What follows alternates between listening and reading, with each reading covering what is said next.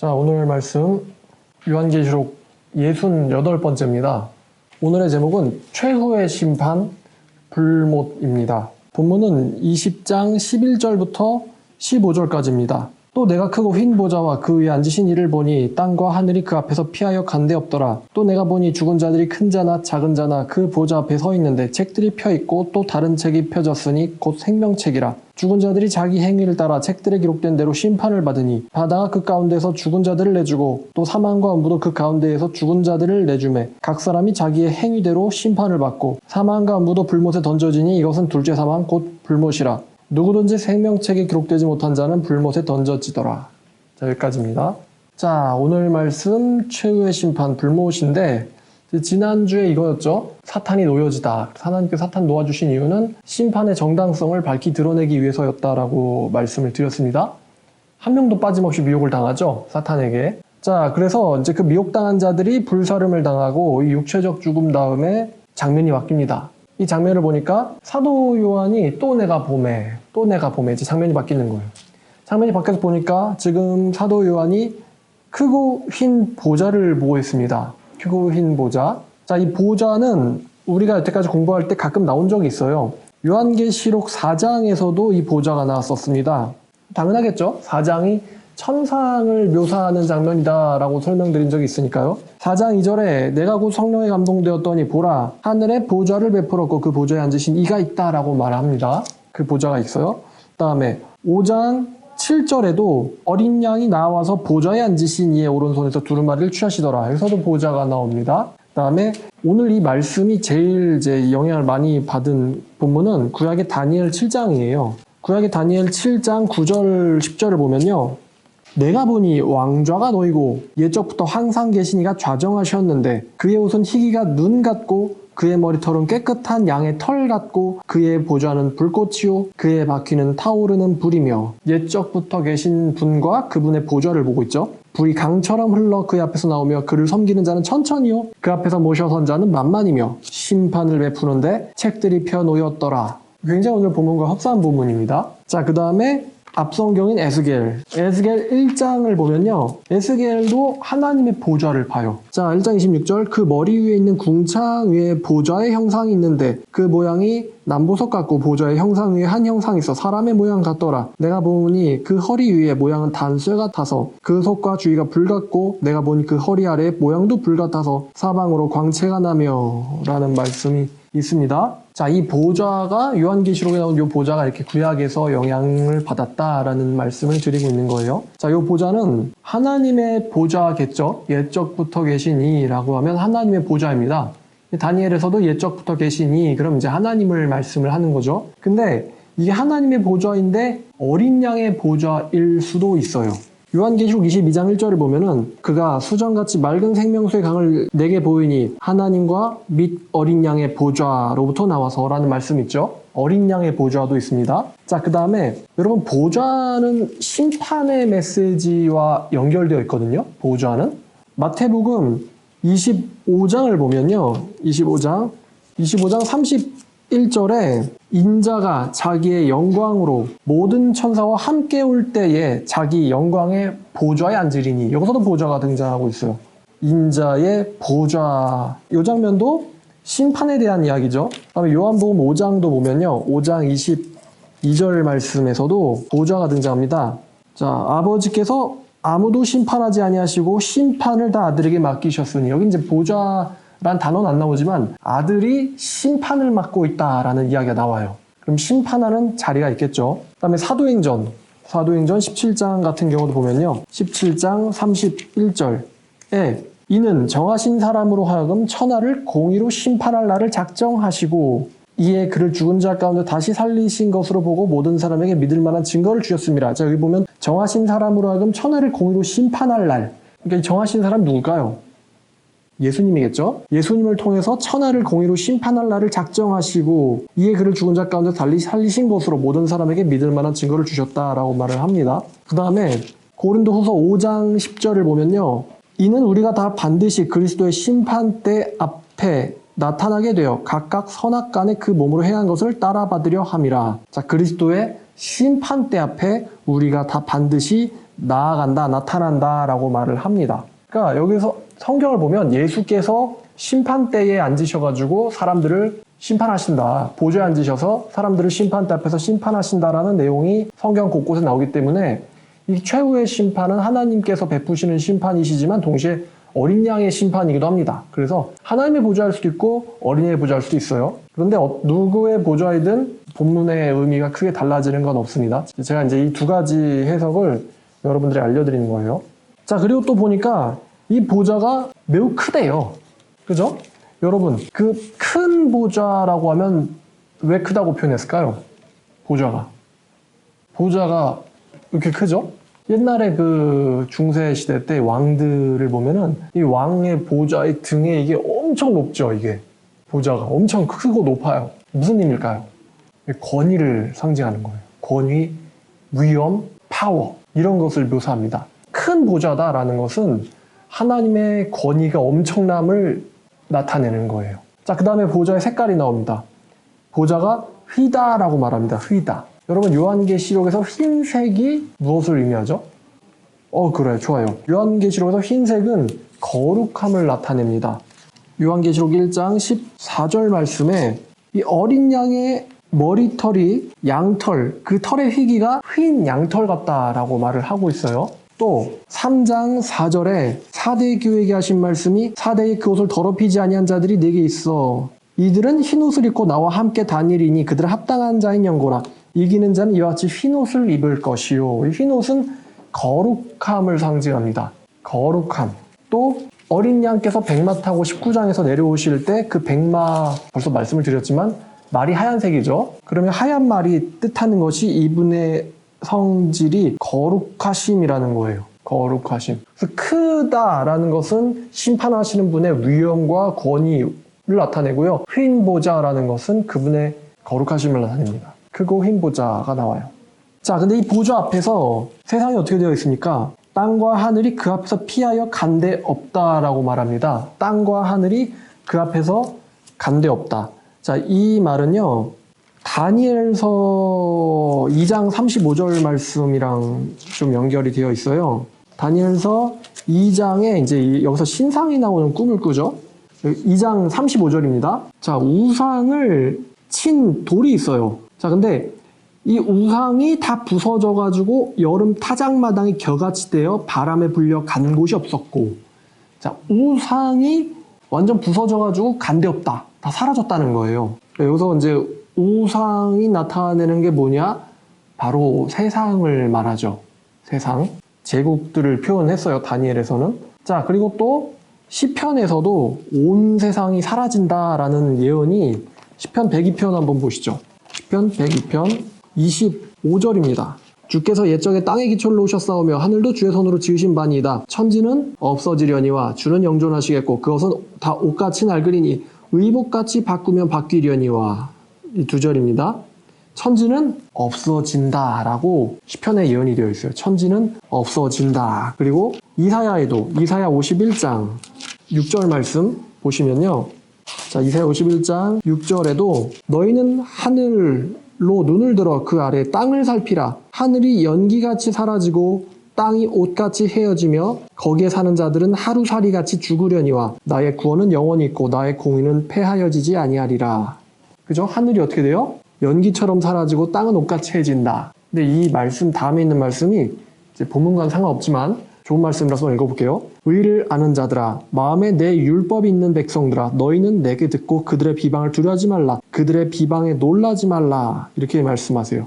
의를 아는 자들이 뭡니까? 마음에 내 율법이 있는 자들이 의를 아는 자들입니다. 그런데 하늘과 세상은 사라질 것이다. 그리고 이제 이에 대한 가장 자세한 묘사는 베드로 후서에 나와 있어요. 베드로후서 3장 7절부터 보시면요. 자, 이제 하늘과 땅은 그 동일한 말씀으로 불사르기 위하여 보호하신 바 되어 경건하지 아니한 사람들의 심판과 멸망의 날까지 보존하여 두신 것이니라. 사랑하는 자들아, 주께서는 하루가 1000년 같고 1000년이 하루 같다는 한 가지를 잊지 말라. 주의 약속은 어떤 이들이 더디다고 생각하는 것 같이 더딘 것이 아니라 오직 주께서는 너희에 대하여 오래 참으사 아무도 멸망하지 아니하고 다 회개하기를 원하시느니라. 그러나 주의 날이 도둑같이 오리니 그날에는 하늘이 큰 소리로 떠나가고 물질이 뜨거운 불에 풀어지고 땅과 그 중에 있는 모든 일이 드러나리로다. 이 모든 것이 이렇게 풀어지리니 너희가 어떠한 사람이 되어야 마땅하냐? 거룩한 행실과 경건함으로. 오늘 말씀에 대해서 베드로가 다 결론을 내려버리죠. 하나님의 날이 임하기를 바라보고 간절히 사모하라. 그날에 하늘이 불에 타서 풀어지고 물질이 뜨거운 불에 녹아지려니와 라고 말합니다. 자, 그러면은 여기 있는 이 불로 하늘과 땅이 없어진다라는 말씀이 이 비유적일까요? 문자적일까요? 베드로서의 본문만, 베드로서 3장만 가지고 보면은 이게 비유적인 심판일까요? 문자적 심판일까요? 문자적 심판이에요. 왜냐하면은 이 불심판 앞에 나오는 것이 노아의 홍수 심판입니다. 근데 노아의 물로 홍수 심판한 게 비유적이에요? 문자로 있었던 사건이에요? 문자적, 역사적으로 있었던 사건이죠. 따라서 이 홍수 세계에서 홍수 심판으로 멸망당한 피조물들, 그러나 이제 땅과 하늘은 남아 있었죠. 그 남은 땅과 하늘을 하나님께서 불로 심판하기 위해서 남겨놓았다 라고 말씀하시고 있는 것이기 때문에 비유적이 아니고 문자적이며 물리적인 사건일 것이라는 것입니다. 자, 그래서 이 하늘과 땅이요, 사라졌어요. 사도 요한이 눈을 들어서 다시 또 보니까요. 자, 근데 이 말씀이 사라졌다는 말이 또 어디서 좀 암시가 되냐면은 요한계시록 16장 20절 말씀이랑도 좀 약간 연결되어 있어요. 자, 요한계시록 16장 20절에 각 섬도 없어지고 산악도 간데 없더라 라고 말합니다. 산악도 간데 없더라. 자, 여러분 16장이 뭐죠? 일곱 무슨 심판? 대접 심판입니다. 일곱 대접 심판인데 20절이죠. 17절 이하의 마지막 일곱 번째 대접 심판에 대한 결과예요. 각 섬도 없어지고 산악도 간데 없더라. 이 말씀과 비슷해요. 섬이 없어지고 산악도 간데 없더라. 자, 그래서 사도 요한이 요한계시록 20장에서 내가 하나님의 보좌를 봤더니 하늘과 땅이 온데간데 없다, 피하여 간데 없더라, 이 말과 여기 일곱 번째 대접 심판에서 각 섬과 산이 없어졌다라는 말이 좀 비슷한 말이긴 한데요. 비슷한 말이에요. 근데 완전히 같은 내용을 가지고 있는 건 아니에요. 왜냐면은 이 16장 21절을 보니까 무게가 한 달란트나 되는 큰 우박이 하늘로부터 사람들에게 내렸다라 그래요. 그래서 우박의 재앙 때문에 사람들이 하나님을 뭐합니까? 비방한다 그래요. 비방한다. 그 재앙이 심히 크다라고 말합니다. 자, 만약에 하늘과 땅이 간데 없다면은 이 사람들이 어디 서서 하나님을 비방했을까요? 만약에 하늘과 땅이 간데 없다 그러면 이 사람들이 서서 비방할 데가 없겠죠. 그러니까 지금 여기서 나타나는 것은 일곱 번째 대접이 어마어마한 재앙이라는 거죠. 어마어마한 큰 지진에 의한 재앙이라는 것이지 지구 자체가 소멸됐다는 것은 아니에요. 근데 이 어마어마하게 큰 재앙이 뭐를 지금 또 예표를 하고 있냐면은 20장 11절의 최후의 심판을 가리키고 있어요. 지금 요 16장의 일곱 번째 대접 떨어지고 나서는 이제 예수 그리스도의 재림과 천년왕국이 있어야 되고 그 다음에 사탄의 모반이 다시 한번 있어야 되고 그 다음에 나오는 것이 바로 20장 11절의 최후의 심판인 거죠.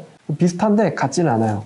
그래서 이제 일곱 번째 대접에서는 산과 섬이 없어지거나 밀려날 정도의 엄청난 지진이 있었는데 20장 11절에는요 문자 그대로 땅과 하늘이 하나님 앞에서 소멸되었다는 거예요. 소멸되었다.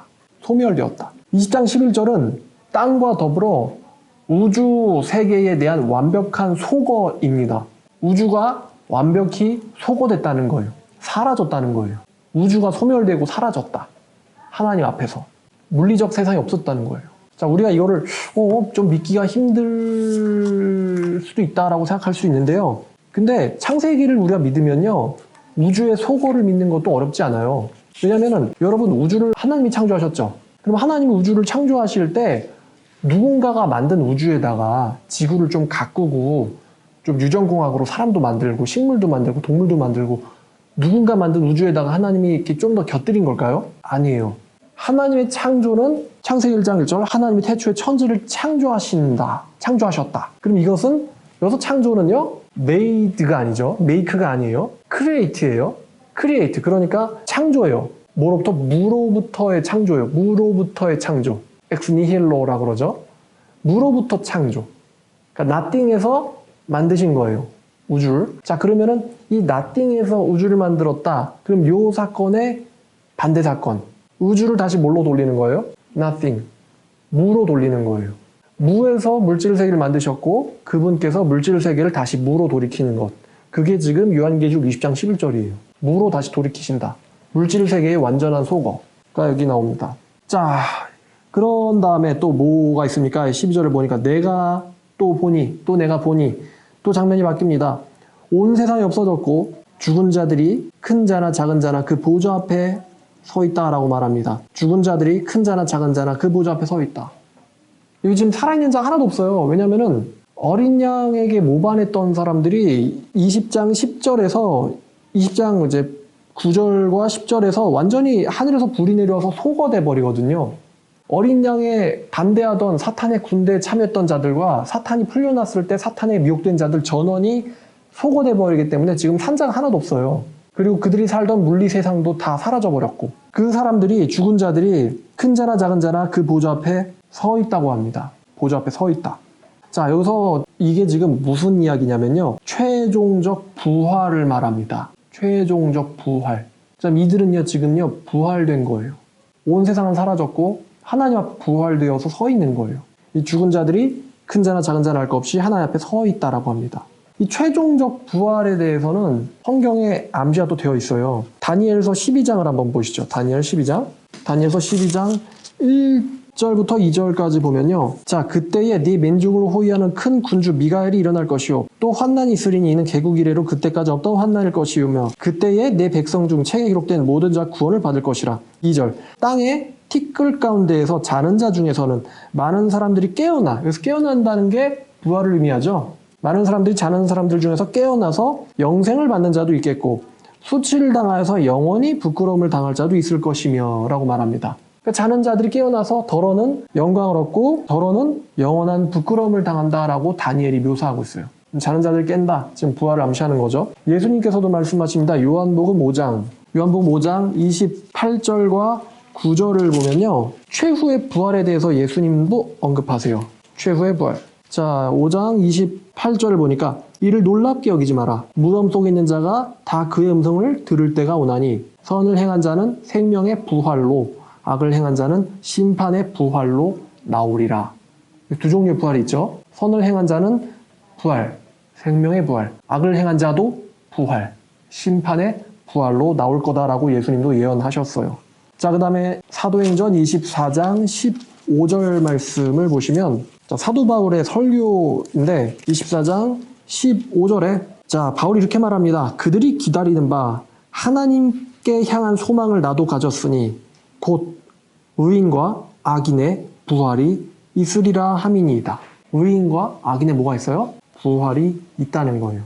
바울도 얘기하고 다니엘서도 기록되어 있고 특히 예수님도 예언하셨다는 겁니다. 자, 여기서 죽은 자들이 하나님 앞에 깨어나서 서 있다. 자, 그러면 이 죽은 자들이 누구냐? 20장 5절에 자, 4절은 천년왕국이었잖아요. 5절에 그 나머지 죽은 자들이 있거든요. 첫째 부활에 참여하지 못한 나머지 죽은 자들이 있어요. 첫째 부활에 참여하지 못한 나머지 죽은 자들. 그때 부활에 들지 못한 자들이 여기서 깨어난 거예요. 그래서 이들이 깨어나서 부활하여서 하나님의 크고 흰 보좌 앞에 서 있습니다. 자, 그리고 이 최후의 심판이 우리가 요한계시록 볼 때 한번 암시된 적이 있어요. 요한계시록 11장 18절을 보면요. 자, 큰 음성이 나서 찬송을 드리는 장면이 나오는데 18절에 보니까 11장 18절에 자, 이방들이 분노하며 주의 진노가 내려 죽은 자를 심판하시고 종 선지자들과 성도들과 또 작은 자든지 큰 자든지 주의 이름을 경외하는 자들에게는 상 주시며 또 땅을 망하는 자들에게는 멸망시키실 대로소이다. 그러니까 생명의 부활과 심판의 부활을 암시하는 찬송이 11장 18절에도 나와 있었어요. 자, 이 최후의 심판이 있는데 이 최후의 심판은요. 사실 어린 양의 죽음과 부활이 이 최후의 심판의 시작을 알리는 전조입니다. 무슨 말이냐면 요한계시록 5장에 어린 양이 있어요. 이 어린 양이 6장부터 인을 띠죠. 근데 5장에 이 어린 양에 대한 묘사가 있는데 이 어린 양이 6절을 보니까 자 5절을 보니까 이 어린 양이 7인을 띈다라 그래요. 7인을 떼시리라. 그리고 6절을 보니까 이 어린 양이 어떤 양이냐면은 일찍이 죽임을 당했던 어린 양이에요. 여기서 지금 어린 양의 죽음과 부활이 나와 있죠. 어린 양의 죽음과 부활. 근데 또 요한복음 12장을 보면요. 요한복음 12장 31절에 예수님이 이런 말씀하세요. 이제 이 세상에 대한 심판이 이르렀으니 이 세상의 임금이 쫓겨나리라. 이 세상에 대한 심판이 이르렀으니 이 세상의 임금이 쫓겨나리라. 내가 땅에서 들리면 모든 사람을 내게로 이끌겠노라 하시니라고 말씀이 되어 있습니다. 또 16장 11절에 이제 보혜사를 약속하시면서 이런 말씀을 우리에게 주시는데 심판에 대하여라 함은 이 세상 임금이 심판을 받았음이라 라는 말씀을 하십니다. 심판을 이미 받았다라고 말씀하세요. 자, 어린 양의 죽음과 부활은요, 무엇을 암시하냐면 모든 사람들에게 죽음이 있을 것이고 또한 부활이 있을 거다라는 것을 암시하는 사건이에요. 예수 그리스도의 죽음과 부활은 모든 사람들에게 죽음과 부활을 암시하는 사건입니다. 그래서 이 예수 그리스도의 부활 사건을 보고 사람들에게 생명의 부활이 있고 심판의 부활이 모든 사람들에게 있을 거다라는 것이 예수의 십자가 사건을 통해서 암시되었어요. 그래서 이 예수님의 십자가 부활 사건 통해서 최후의 심판이 이미 예고된 거예요. 마지막 날에 이러한 사건이 있을 거다라고요. 어린 양의 부활은 심판이에요. 참 좀 어렵죠? 누가 예수님의 부활을 깨닫고는 어떻게 하고 막 절망하는 사람이 있어요?